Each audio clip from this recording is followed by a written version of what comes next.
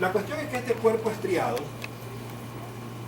filogenética o filogénicamente hablando, lo podemos dividir o se lo divide en tres elementos.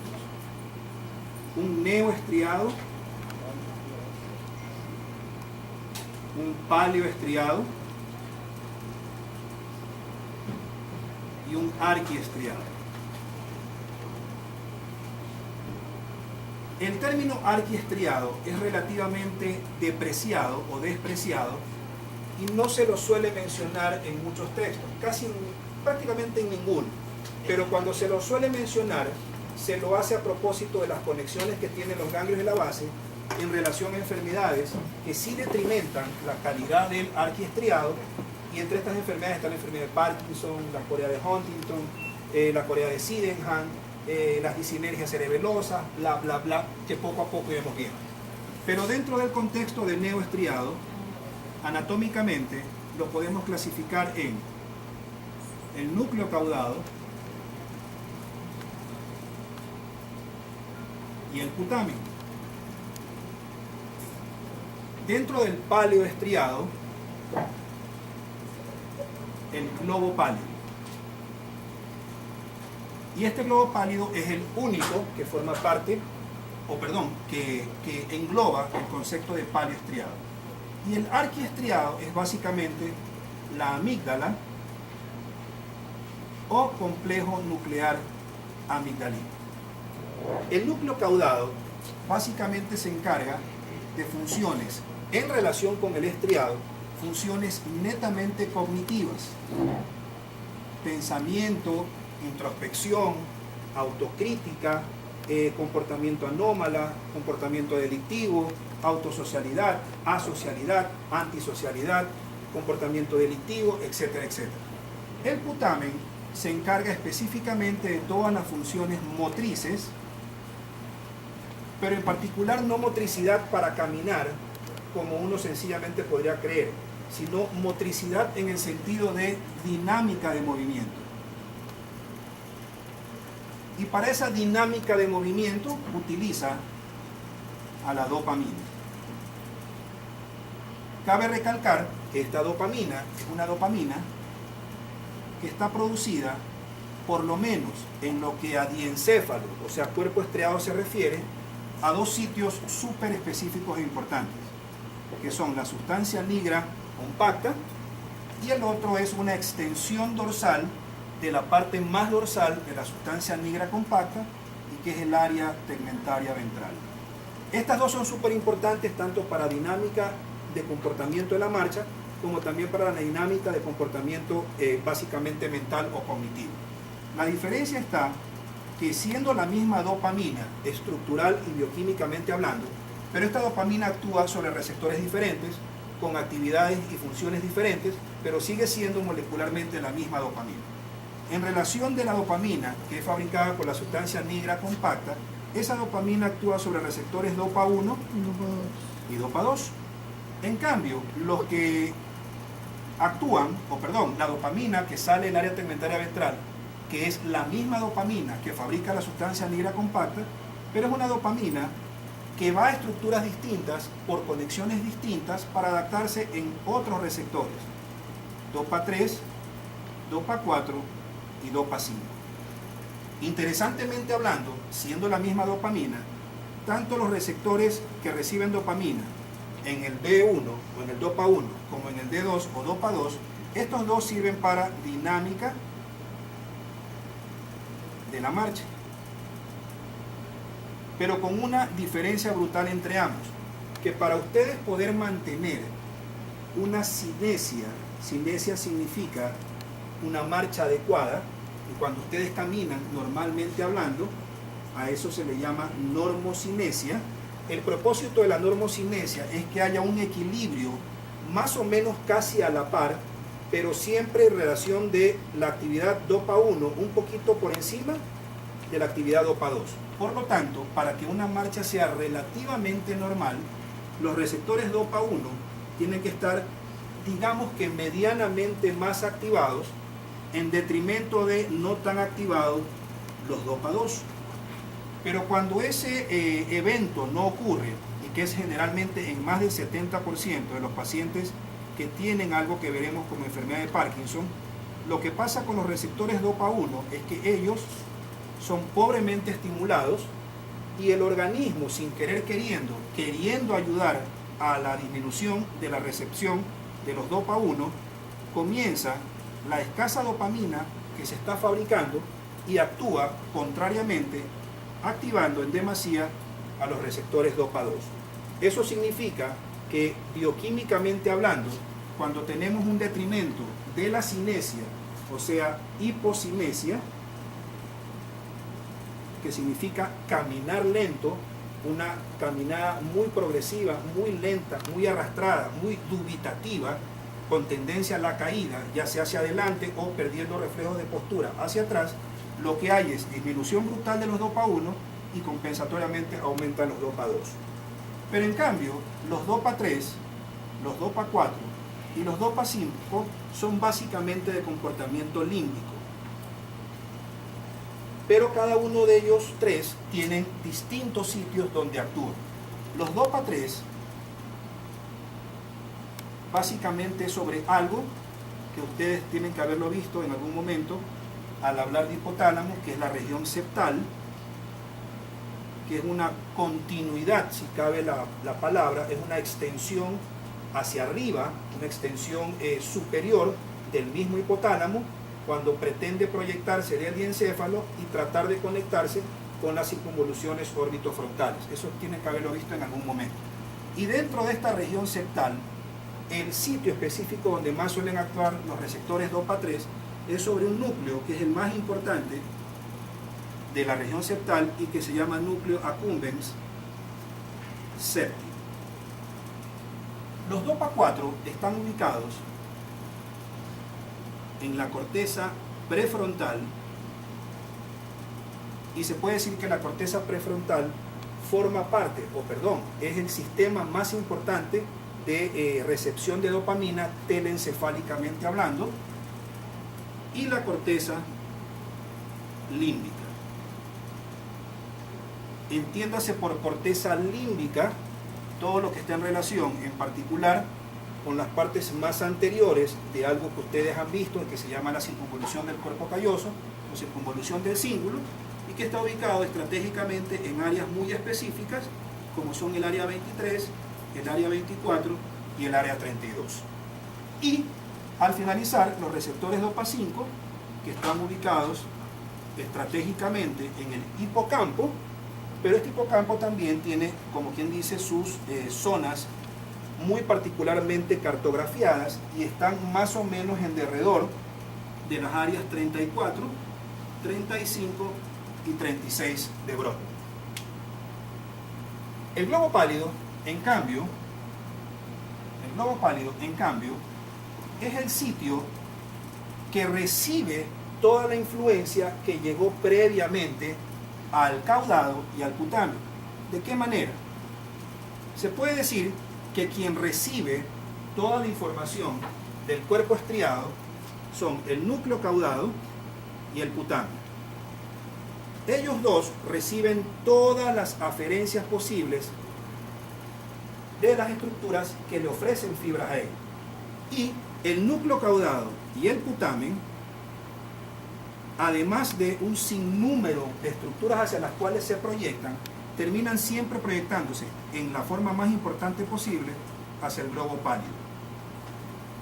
Por lo tanto, el sistema eferente, o sea, de salida más importante, y yo diría que el único que tiene el cuerpo estriado para, valga la redundancia, salir hacia donde tiene que salir, que es básicamente hacia el tálamo, es a través del globo pálido. Y más específicamente lo hace a través del globo pálido medial. Y al proyectarse, pasa a ser el sistema eferente de salida más importante del cuerpo estriado. Y al finalizar, el arquiestriado o amígdala, que se puede decir que no forma parte directa, anatómica, circunscrita, limitada a los ganglios de la base o al cuerpo estriado, pero forma parte del cuerpo estriado funcionalmente hablando, porque la amígdala proyecta algo que se llama estría terminal Y esta estría terminal a su vez termina por proyectarse en particular al neoestriado, o sea, tanto al caudado como al cutáneo. Este cuerpo estriado tiene células y para funcionar necesita células. Y las células tienen un comportamiento bastante sui generis de la siguiente manera. Tanto el neo como el palio estriado contienen células de distinta funcionalidad, pero las más importantes siempre serán las que reciben de las estructuras que les llegan, en particular al neo estriado. Entonces, las podemos dividir en dos grupos de neuronas. Básicamente, las que tienen que ver con el neo estriado y las que tienen que ver con el palio estriado. Estas son de proyección eferente, no tienen ninguna particularidad, digamos que interesante, pero las que son del neoestriado se las puede clasificar en tres grupos. El grupo de las células espinosas, el grupo de las células no espinosas y un tercer grupo de una neurona que probablemente es neuroglía pura, y eso la hace entender a estas células como una neuroglía muy particular y solamente se la ve en el cuerpo estriado. Y a esta célula se le llama neurona neurogliforme. Como es neuroglía, su propósito es 21icamente hablando, como yo suelo decir, una célula de sostén y nada más. Pero probablemente tenga secreción de neurotransmisores, en particular quizás, porque no está demostrado, con calidad excitatoria, y por lo tanto serían las que utilizan glutamato con actividad glutamatérgica que es 100% excitatoria. Dentro de las espinosas tenemos a su vez dos grupos, las células espinosas tipo 1 y las células espinosas tipo 2. Las células espinosas tipo 1 son aproximadamente el 96% de todo el complejo celular nuclear de todo el cuerpo estriado. Estas células son relativamente pequeñas y suelen tener más o menos entre 4 a 7 micras de diámetro. Como son espinosas, tienen espinas, pero esas espinas tienen un comportamiento que depende de si son o tipo 1 o tipo 2 y que hace que las tipo 1 sean células más proyectadoras que receptoras y las tipo 2 sean más receptadoras que proyectadoras. Si alguien no me entiende, me pueden detener y lo vuelvo a explicar de otra manera. ¿Sí? Les agradecería eso. De 4 a 7 micras, tiene un campo dendrítico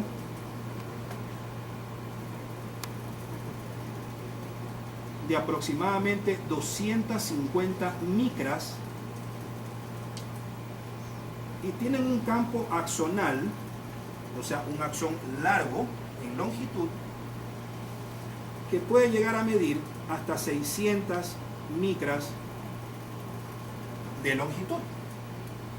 En cambio, las tipo 2 son las que menor proporción tienen dentro del cuerpo estriado y no pasan de más del 1%. Pero lo que tienen en poco de porcentaje, lo tienen en exceso de diámetro, corporalmente hablando. Porque ellas miden aproximadamente entre 21 a 60 micras de diámetro. Tienen un campo dendrítico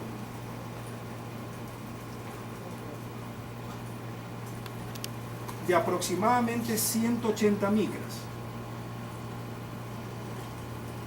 Pero en cambio tienen un campo axonal de 300 micras. Eso hace que las células tipo 1 sean más proyectadoras. ¿Hacia dónde? Hacia el globo pálido, porque tienen un axón muy largo, pero sean menos receptadoras porque tienen un campo dendrítico diferente. En cambio, las células tipo 2 son menos proyectadoras pero lo contrario, son más receptoras o receptadoras. ¿Sí?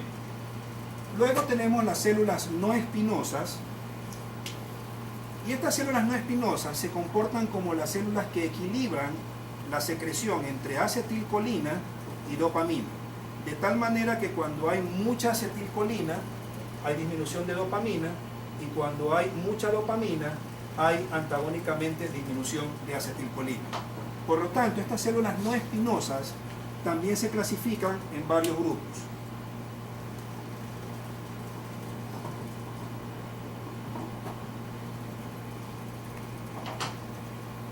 Las tipo 1, con capacidad inhibitoria, porque básicamente son células tipo Golgi 1, y por lo tanto, si son inhibitorias, son GABAérgicas con capacidad inhibitoria. Pero las células no espinosas tipo 2 son básicamente las más grandes dentro del cuerpo estriado. Sobrepasan en algunas ocasiones hasta más de las 120 micras de diámetro. Pero la importancia de ellas radica en que son las que fabrican la acetilcolina que el cuerpo estriado fabrica.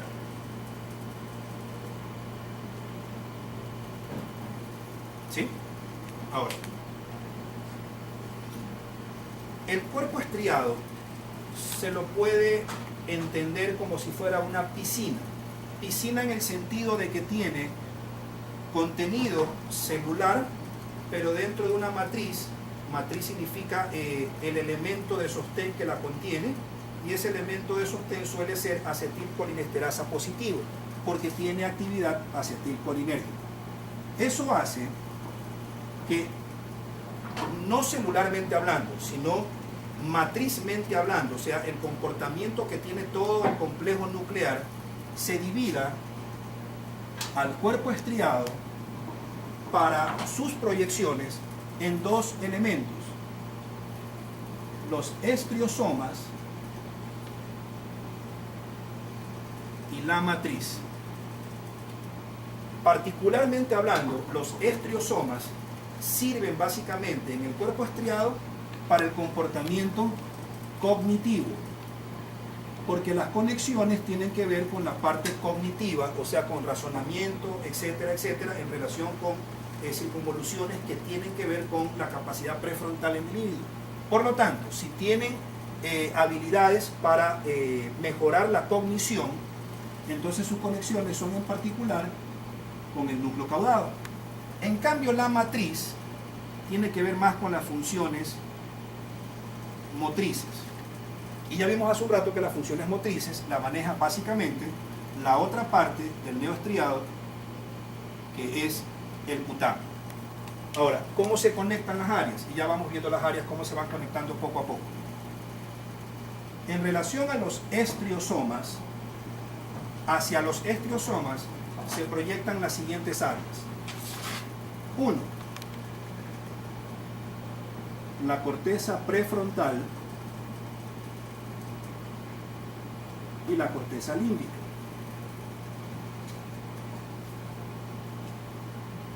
Y 2. La sustancia nigra compacta. Ahora, dentro de la corteza prefrontal y corteza límbica, a su vez, la podemos dividir en las siguientes áreas. A. La circunvolución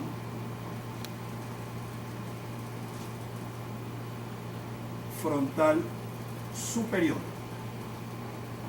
Y al decir circunvolución frontal superior, me refiero específicamente al área 6 de Broca. B.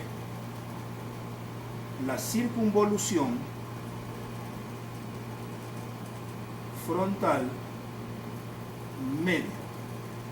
Esta circunvolución frontal media corresponde en particular al área 8 de Brodmann, que es donde están ubicados, obviamente al revés, en corteza, básicamente corteza cerebral, donde están ubicados los campos oculares frontales.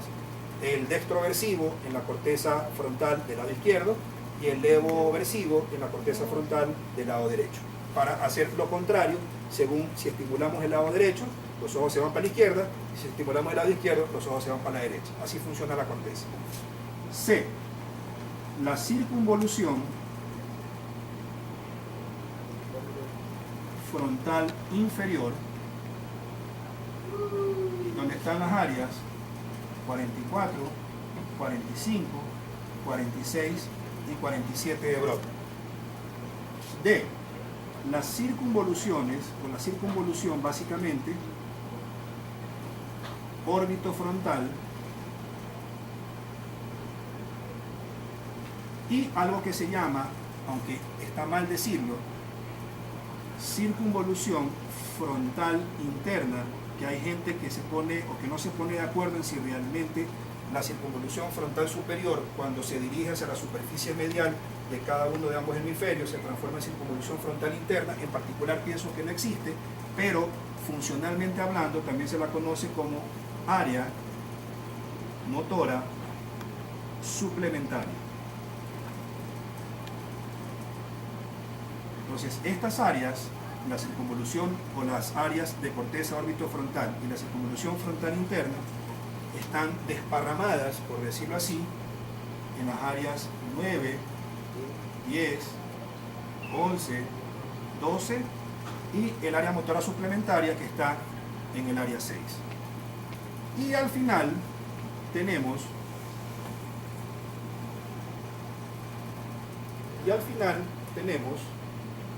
a ver, circunvolución frontal superior, frontal media, frontal inferior, órbito frontal A. La parte anterior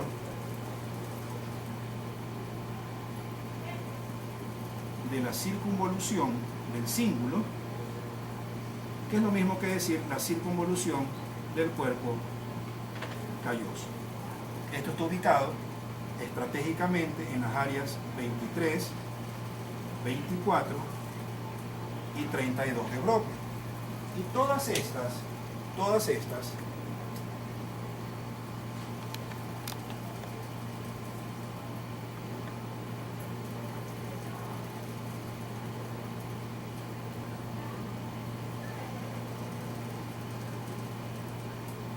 se proyectan a lo que llamamos hace un rato como estriosomas.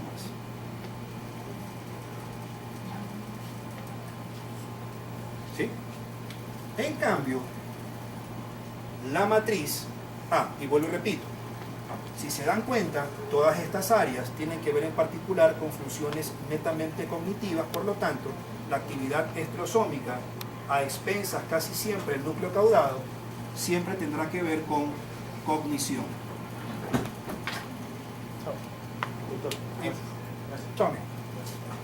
En cambio,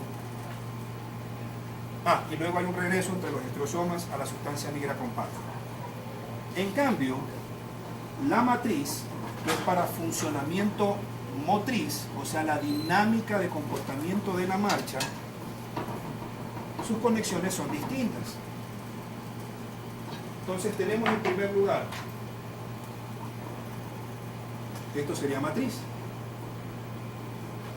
Entonces tenemos en primer lugar la corteza motora primaria.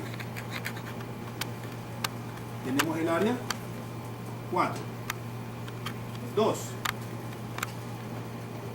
La corteza en relación con el área motora suplementaria, o sea, la corteza motora suplementaria, que es el área 6. 3. La corteza sensitiva primaria, que está ubicada en las áreas 3, 1 y 2 de Brodmann. 4. La corteza sensitiva asociativa. Esta corteza sensitiva asociativa es la que se encarga de algo que todo el mundo tiene, pero que es a través del recuerdo a largo plazo, pero hacia atrás, y que se llama esterognosia, y que es la capacidad que tenemos para, con el hemisferio contrario, reconocer algo a través del tacto, pero siempre y cuando no utilicemos el estímulo visual. O sea, si funciona bien mi corteza asociativa sensitiva, básicamente el lado izquierdo, yo puedo reconocer con los ojos cerrados que alguien me pone en mi mano derecha un marcador y no necesito del compromiso visual para al verlo recordar qué es lo que estoy tocando. Obviamente cuando hay una lesión en esa área, obviamente el hemisferio contrario, la persona para reconocer algo tendría primero que verlo. Pero en el momento en que cierra el compromiso visual, me cambian esto y me ponen una llave, yo seguiré diciendo probablemente por el recuerdo previo que quizás lo que tengo todavía en la mano es el mismo marcador. Eso creo que sí lo han visto. Esta corteza sensitiva asociativa está ubicada en las áreas 5 y 7 de Brodmann, que son las partes más importantes del lóbulo parietal superior. 5. Ciertas partes del tálamo y que se llaman núcleos intralaminares del tálamo, pero en particular un grupo muy importante de los núcleos intralaminares del tálamo, que es el núcleo o el grupo intralaminar, el caudal. Y entre estos tenemos los dos únicos, que son el núcleo parafascicular y el núcleo centromediano.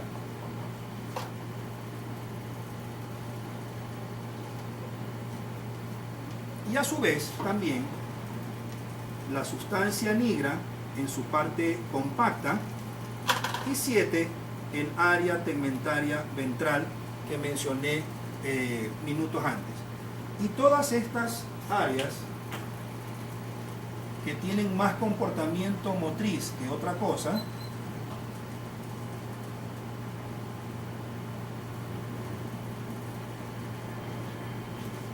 se proyectan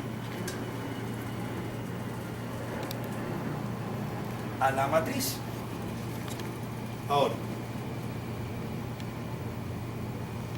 ¿qué entra y qué sale? O sea, cómo se conecta ya específicamente con todas las estructuras con las que tiene conexión el cuerpo estriado.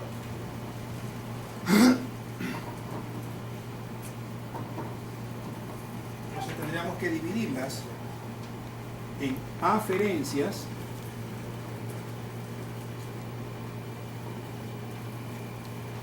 y eferencias.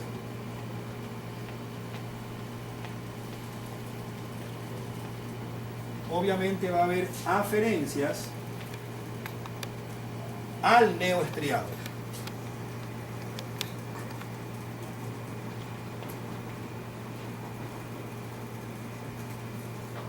Y obviamente va a haber eferencias que salen del neoestriado.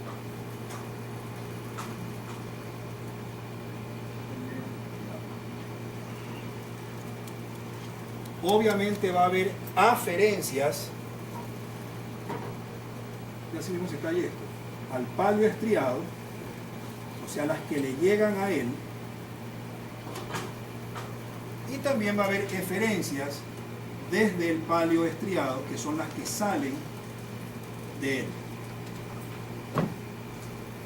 Entonces comencémoslas viendo una por una, para que vean cómo van, como que en continuidad 1, 2, 3 y 4, siendo las aferentes al neoestriado las primeros que entran y siendo las eferentes del palio estriado las últimas que salen.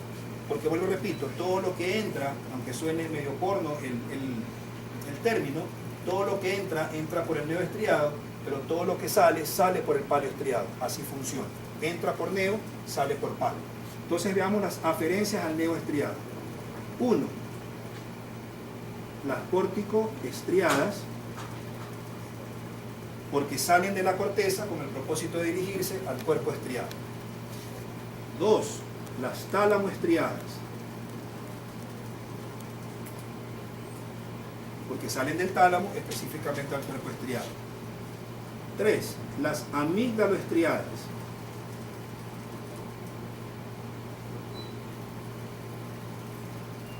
cuatro, las que salen de los núcleos del rafe hacia el estriado. 5. Las nigroestriadas, porque salen de la sustancia negra hacia el cuerpo estriado. 6. Las que salen del locus ceruleus hacia el estriado. 7. Las que salen del núcleo tegmental, pedúnculo continuo, hacia el estriado. Y 8, las que salen del núcleo subtalámico de Lewis.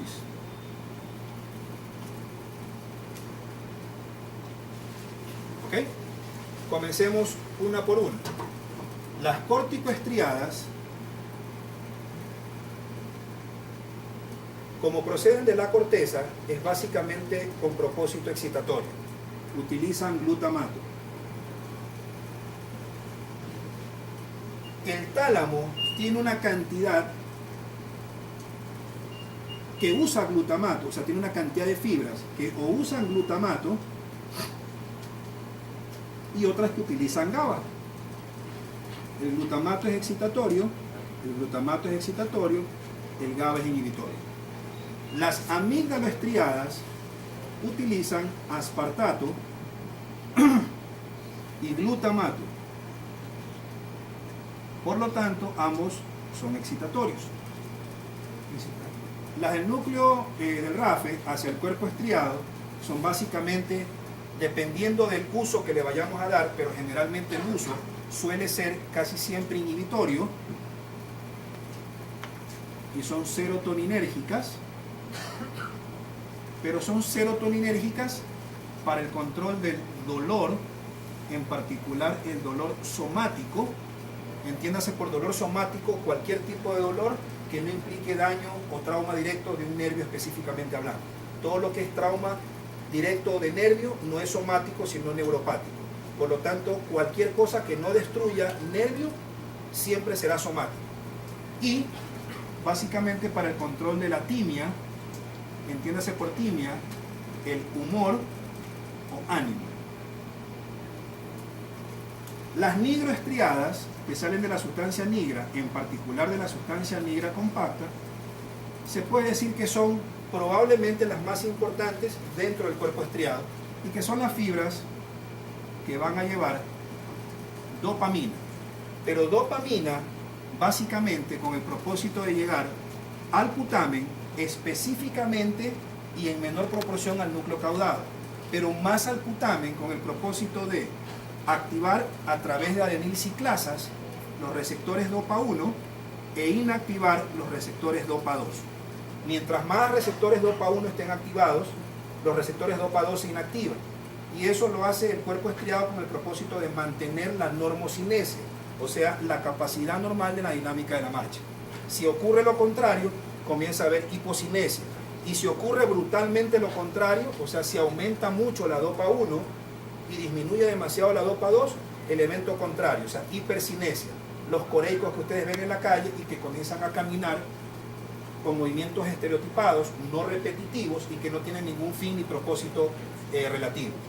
Las de locus ceruleus hacia el cuerpo estriado y son básicamente noradrenérgicas, porque cabe recalcar casi el 90% o por lo menos entre el 70 y el 90% de toda la noradrenalina que fabrica el sistema nervioso central lo hace el locus ceruleus y el restante 10 a 30% lo hacen los sistemas laterales de la calota, que son básicamente protuberanciales y escasamente vulvares.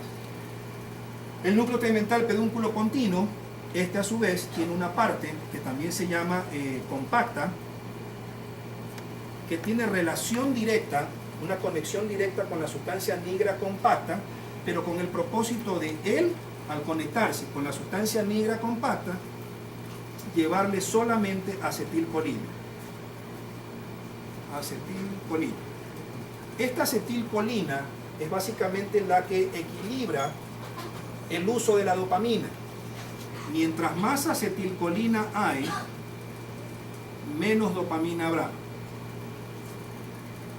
Esto llevó más o menos alrededor de los años 30 o 40, no recuerdo exactamente, pero creo que fue después de la década de los 40, que se comenzó recién a dar medicación con el propósito de tratar la enfermedad de Parkinson. Y alguien se dio cuenta que cuando se aumentaban los niveles serológicos o plasmáticos de acetilcolina, disminuían los de dopamina, y cuando aumentaban los de dopamina, disminuían los de acetilcolina. Entonces se le ocurrió a alguien, creo que fue en 1940 y algo, y vamos a comenzar a darle medicación con el propósito de que aumente la acetilcolina. Y comenzaron a dar anticolinesteráceos.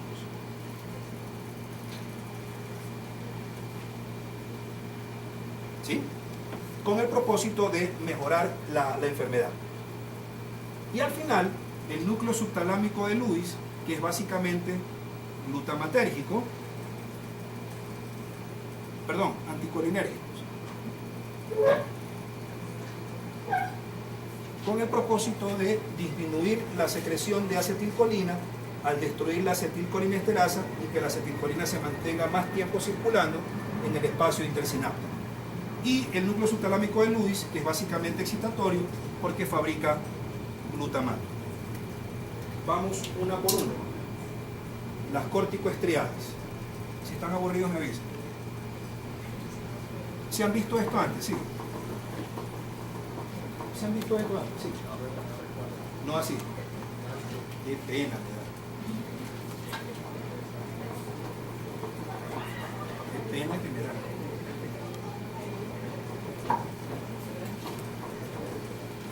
Entonces las primeras son las... ¿Cuál dije primero? Las corticoestriadas. Entonces las corticoestriadas hacen este peculiar trayecto. Vamos a imaginar que este es el cuerpo calloso. Vamos a imaginarnos que este es el hemisferio, qué sé yo, derecho. Y este es el hemisferio izquierdo, separado por el cuerpo calloso.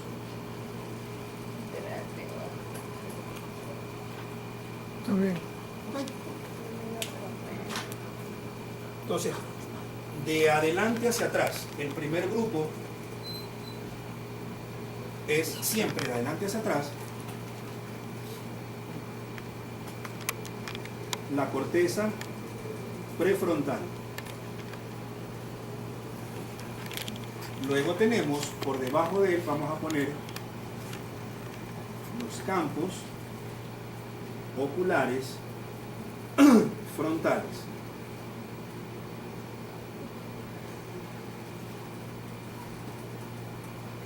Luego ponemos a un lado la que está por detrás de la corteza prefrontal, la corteza premotora, o sea, el área 6, por detrás de la premotora está la corteza motora, o sea, el área 4, por detrás de la corteza motora estaría la corteza sensitiva primaria, o sea, las áreas 3, 1 y 2 de Brodmann, y por detrás de la corteza sensitiva primaria estaría la corteza sensitiva asociativa, o sea, las áreas 5 y 7. Todas ellas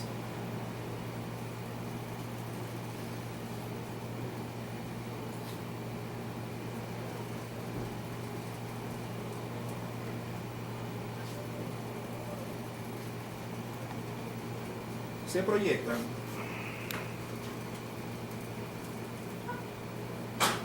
al núcleo caudado y al putamen de ese mismo lado.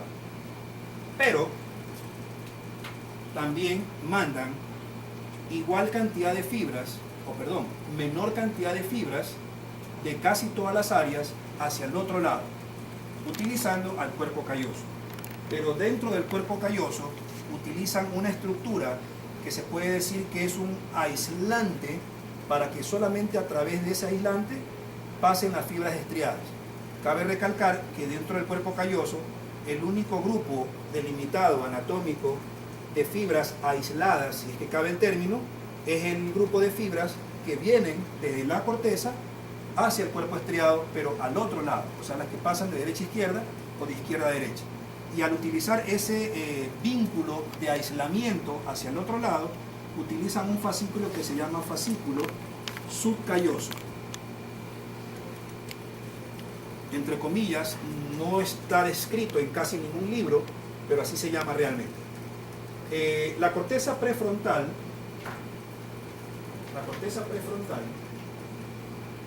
también se proyecta al otro lado.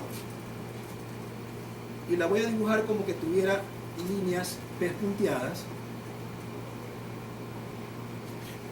pero por una razón aún casi desconocida, la poca cantidad de fibras que de la corteza prefrontal de cada hemisferio se cruza al otro lado a través del fascículo subcalloso es solamente con el propósito de distribuirse al núcleo caudado. Pero por alguna extraña razón no lo hacen al putamen del otro lado. Eso quiere decir que la corteza prefrontal en realidad está conectada la mayor cantidad de fibras de ese mismo lado con el neoestriado del mismo lado, pero solamente con el núcleo caudado del otro lado. Y por alguna extraña razón no lo hacen con el putamen. Probablemente esto tenga consideración con la motricidad a futuro en una persona con demencia por enfermedad previa de Parkinson. Probablemente esa sea la causa. Los campos oculares frontales son los únicos en cada hemisferio que tienen conexiones 100% ipsilaterales. Eso significa que los campos oculares frontales siempre van a ser mucho más delimitados hacia la mirada contraria y siempre en relación con un solo hemisferio. Obviamente en el hemisferio en el cual empieza la enfermedad, ¿ya? Eso significa que los campos oculares frontales, por esta razón anatómica, solamente distribuyen el 100% de sus fibras ipsilateralmente en el mismo lado, de ese mismo lado del cuerpo estriado.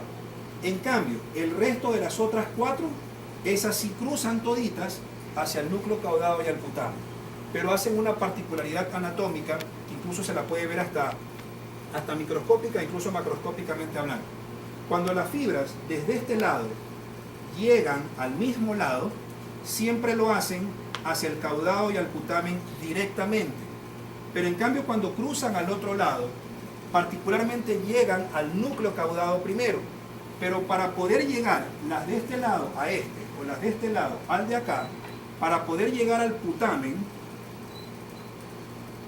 necesitan primero cruzar la cápsula externa.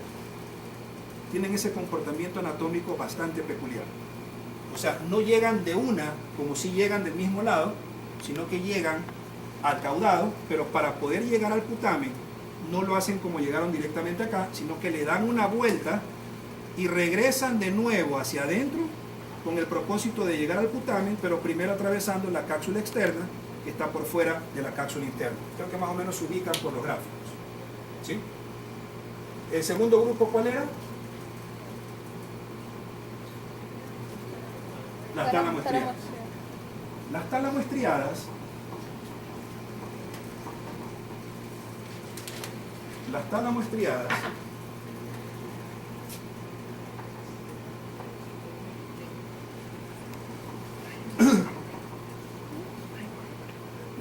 parten del tálamo.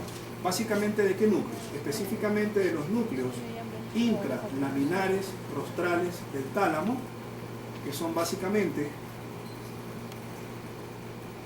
el núcleo paracentral, el núcleo central lateral y el núcleo central medial. 2. De los núcleos intralaminares caudales del tálamo. Estos son el núcleo centromediano y el núcleo parafascicular. Y de los núcleos de la línea media, que son básicamente el núcleo paraventricular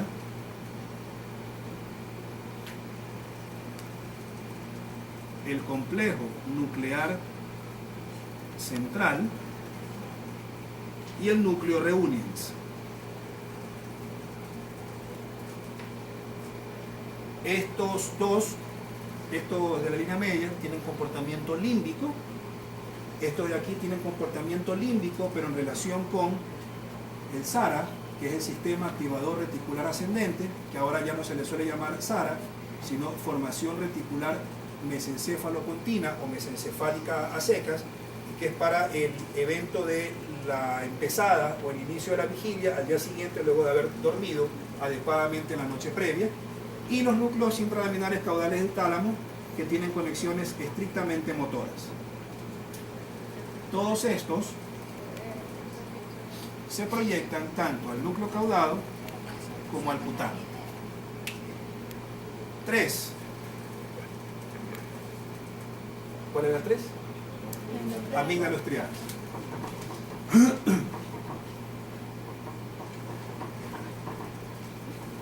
Las amígdalas estriadas salen de la amígdala, pero la amígdala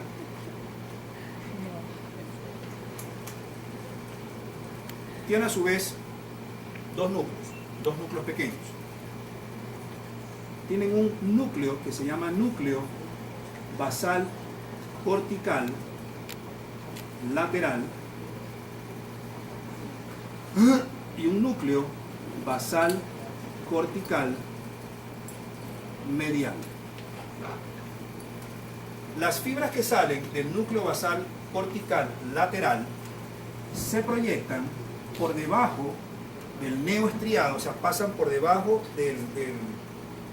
del caudado y del putamen, o básicamente también del núcleo lenticular, con el propósito de distribuirse al hipotálamo, en particular al área hipotalámica lateral, que es básicamente de comportamiento simpático. Hay que recordar siempre que que el hipotálamo está dividido en dos partes muy importantes, o groseramente en dos partes muy importantes. La parte más ventral o anteromedial, o ventral propiamente dicha, es 100% parasimpática. En cambio la parte lateral y mucho más la posterior es 100% de contenido simpático. Al área hipotalámica lateral y al fascículo prosencefálico medial.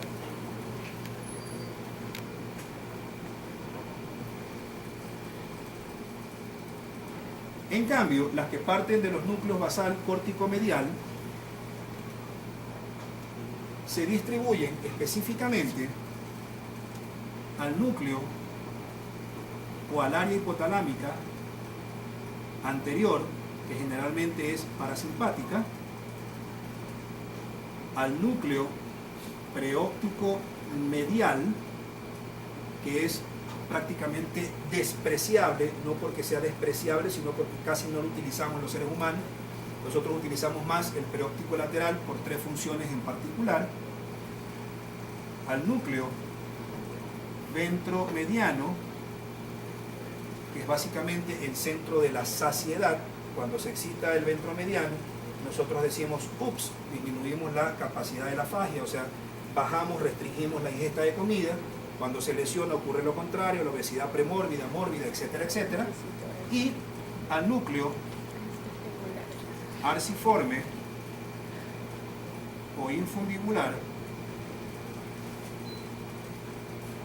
que entre muchas cosas se encarga de la secreción básicamente de las hormonas que liberan luego prolactina, de las hormonas que liberan TRH, de las hormonas que liberan PRH, de las hormonas que liberan GHRH, o sea, las hormonas gonadotrópicas y bla, bla, bla. O sea, básicamente este núcleo es súper importante porque es el núcleo más importante de conexión túbero-infundibular hacia específicamente la adenohipófisis, para que la hipófisis, en su parte del lóbulo anterior, secrete todo lo que debe secretar la hipófisis a partir del hipotálamo, que secreta las hormonas liberadoras de distribución hipofisal, básicamente hipofisal.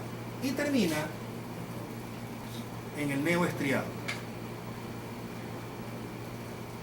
para dirigirse al caudado y al putamo. Y lo hace a través de este fascículo que se llama estría terminal.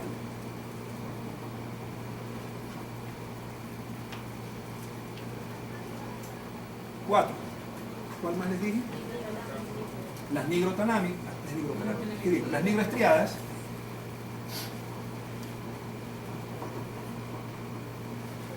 Las nigroestriadas salen básicamente de la sustancia nigra, pero como es nígricamente dopaminérgica, tiene que ser de la sustancia nigra con PAN. Esta distribuye fibras a los 2/3 rostrales del neo estriado y al tercio caudal del mismo neo estriado. Los 2/3 rostrales del neo estriado son básicamente en relación con la cabeza del núcleo caudado. En cambio, el tercio caudal del neo estriado es lo que queda del caudado, o sea, el cuerpo y la colita y el putamen. Y estas fibras nigroestriadas lo que hacen es llevar dopamina, en particular al putamen y menos en particular al núcleo caudado. ¿Vamos a cuál? Las serotoninérgicas. Las serotoninérgicas parten básicamente de los núcleos tegmentarios, en particular de los de la protuberancia hacia abajo, hacia el bulbo. Me refiero a todo el sistema serotoninérgico del puente para abajo, que lo que hacen es fabricar serotonina, pero en particular del núcleo medio del RAFE, que también se llama núcleo central superior, y de los núcleos dorsales del RAFE. Este núcleo medio del RAFE, o mediano del RAFE, o núcleo central superior, secreta aproximadamente el 10% de serotonina. En cambio, los núcleos dorsales del RAFE secretan el 70% de